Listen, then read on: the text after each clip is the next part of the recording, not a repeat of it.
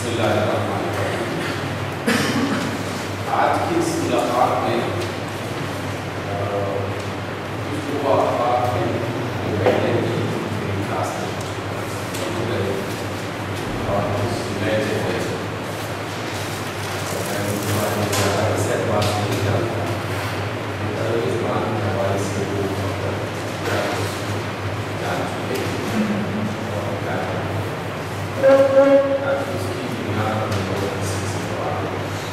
میرے ذہن میں جو آج کی کلاس کے ساتھ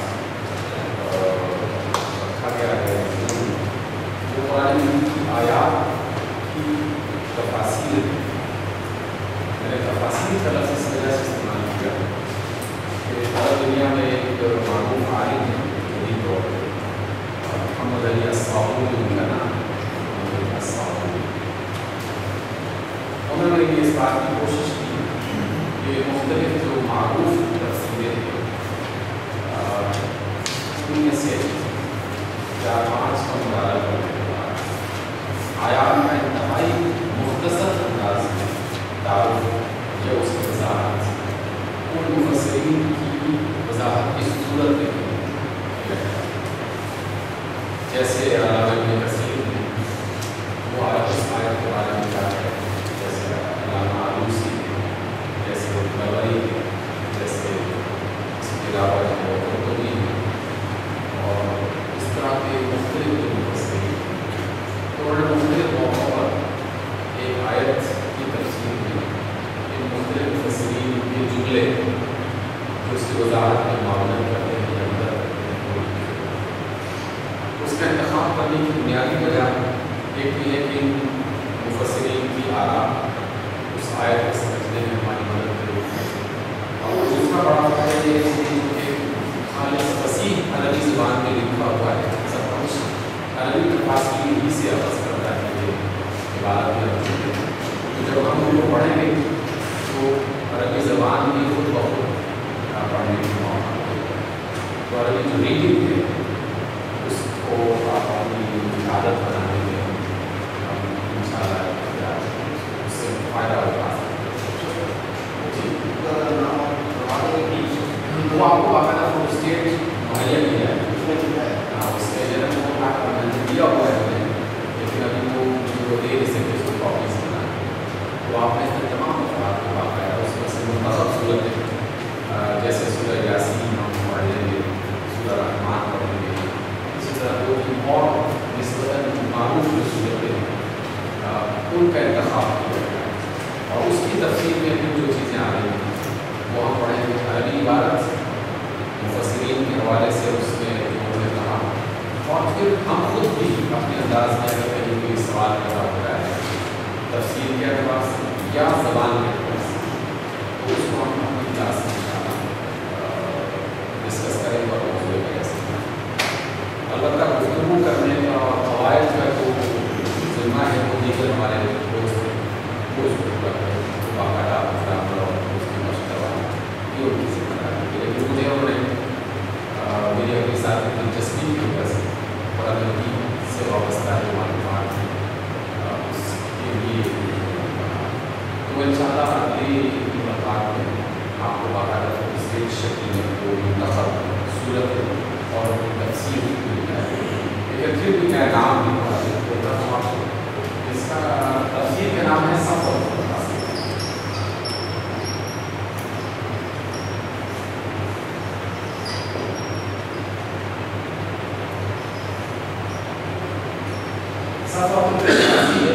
آپ اس لفظ پر غور کریں گے تو یہی وضاحت معنی بتا رہا ہے۔ صفوہ جو ہے یہ بہترین کے معنی میں بھی استعمال ہوتا ہے اور بہترین انتخاب کے معنی میں بھی استعمال ہوتا ہے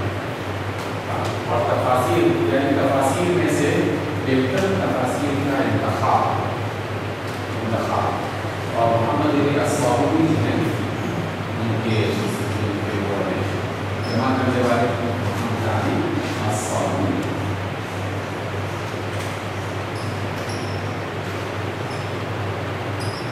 ہم اس کو ایک وسیلہ بنائیں گے لیکن ضروری نہیں ہے کہ صرف اسی کی بات ہو، آپ کے ذہن میں بھی آپ کے مطالعے کے دوران اگر ہم اس کو شروع کریں گے اس بات تو اس کو زیر بحث لایا جائے لفظوں کے اعتبار سے، آیات کے معنی کے اعتبار سے اس کو ہم بیس بنائیں گے اور اس طریقے سے ہم سے بات کریں۔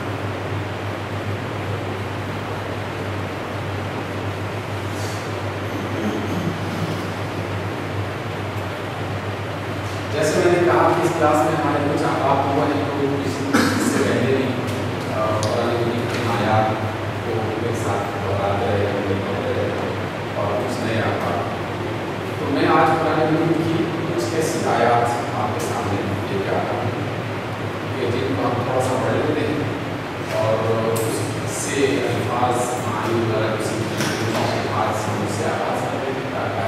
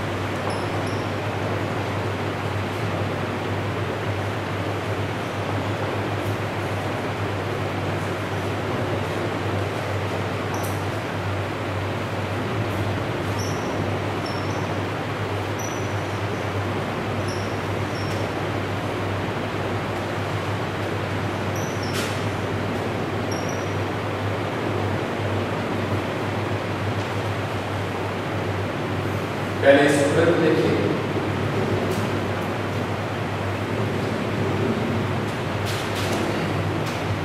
وَاكْتُبْ لَنَا فِي هَذِهِ الدُّنْيَا حَسَنَةً وَفِي الْآخِرَةِ إِنَّا هُدْنَا إِلَيْكَ۔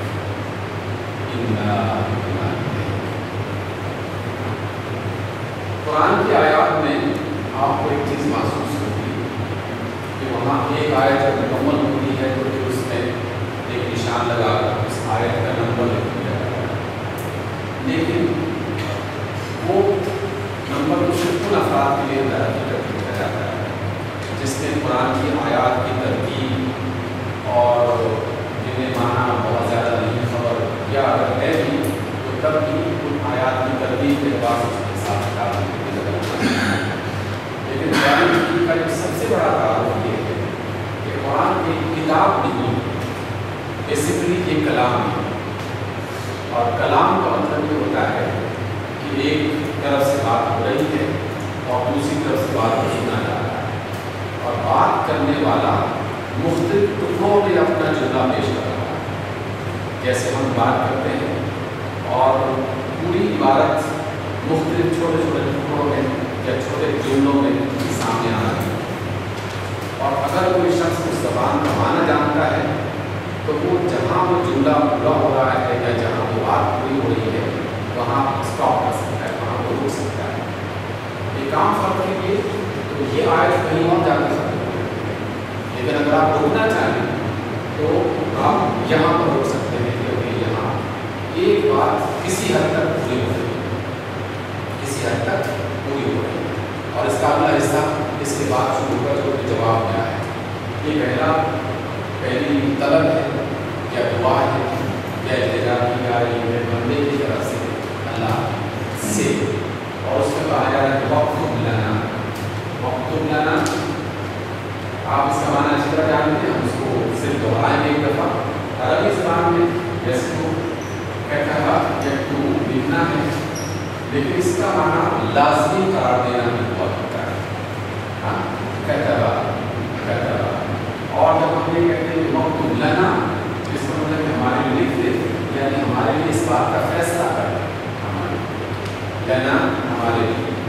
वक्तुब लना फिल अम्र, सब आप जानते हैं मालूम कहता है तू व लना का फी हादिही दुनिया, इस दुनिया में।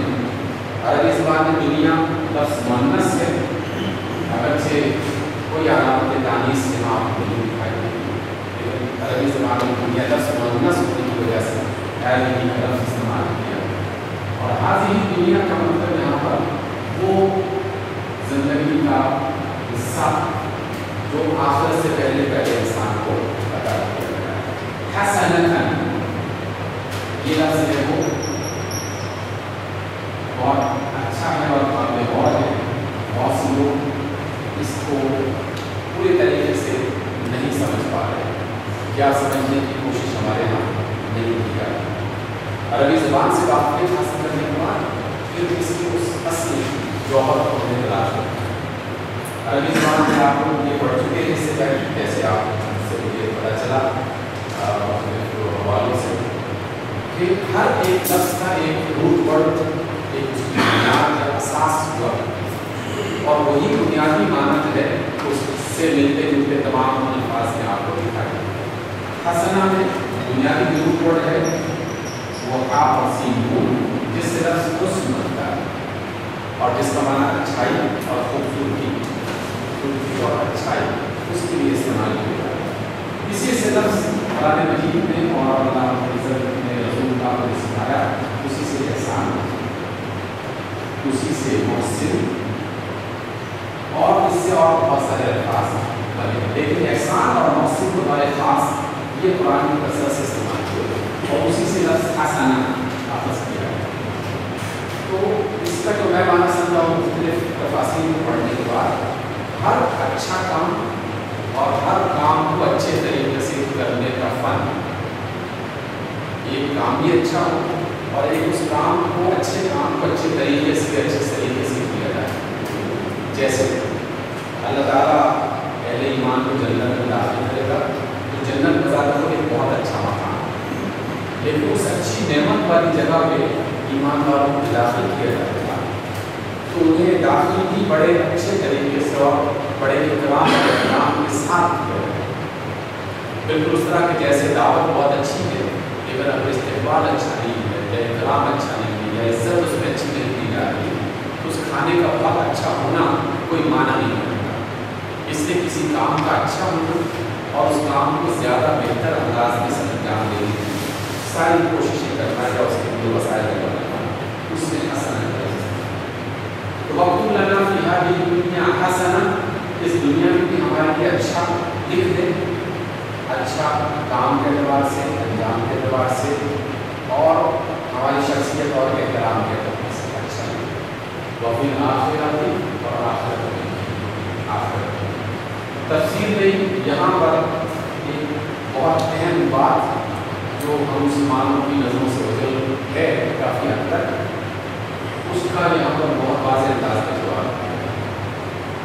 हमारे यहाँ अक्सर ये बात समझी जाती है कि दुनिया एक मुसीबत का घर है और दुनिया में इंसान को बस इसी कसम खुशी के आलम में रहकर और ऊपर और तंदुरुस्ती के आलम में रहकर ही पसंद करना चाहिए। और दुनिया की बेशतर मज़ाहिर और चीज़ों ने इसी तसव्वुर को आगे बढ़ाया है। रूहानी तरक्की और दिल के तक़वे को दुनिया उसी सूरत में दी जाती है हमारे यहाँ कि जब वो बिल्कुल काम فقیر تنگدست یا دنیا سے بے رغبتی رکھنے والا فرد اس کی طرح ذمہ داری، جبکہ رسول اللہ صلی اللہ علیہ وسلم نے ہمیں دعا سکھائی اور خود اللہ رب العزت نے بھی ان آیتوں کے ذریعے سے یا اس آیت کے ذریعے سے ہمیں یہ طلب سکھائی. یہ طلب اسی کی طرف سے سکھائی جا رہی ہے کہ اس سے ڈیمانڈ کرو، اس سے طلب کرو کہ ہمیں دنیا میں بہتر چاہیے، اس میں بھی خوبیاں چاہیے اور بہتر سے بہتر ہم اپنی زندگی کو بنانا چاہتے ہیں، یہاں پر بہتر سہولت، اور آخرت میں بھی ہمیں بھلائی چاہیے. ربنا آتنا فی الدنیا حسنہ وفی الآخرۃ حسنہ وقنا عذاب النار. یہ اسی دعا، وہ دعا اسی آیت سے اخذ ہوتا ہے، اور یہی دعا ہمیں طواف کعبہ کے دوران سکھائی گئی کہ جب آپ طواف کرتے ہیں تو رکن یمانی سے حجر اسود کا جو درمیانی فاصلہ ہے اس کو بطور خاص اسی دعا کو بار بار بتایا گیا، بار بار اسی دعا کو بتایا گیا. تو اسلام کا اور دین اسلام کا کانسیپٹ کتنا واضح ہے، کتنا کلیئر ہے کہ ہمیں دنیا کو بگڑا ہوا، تباہ ہوا، تنگدست اور بالکل دوسروں کے زیر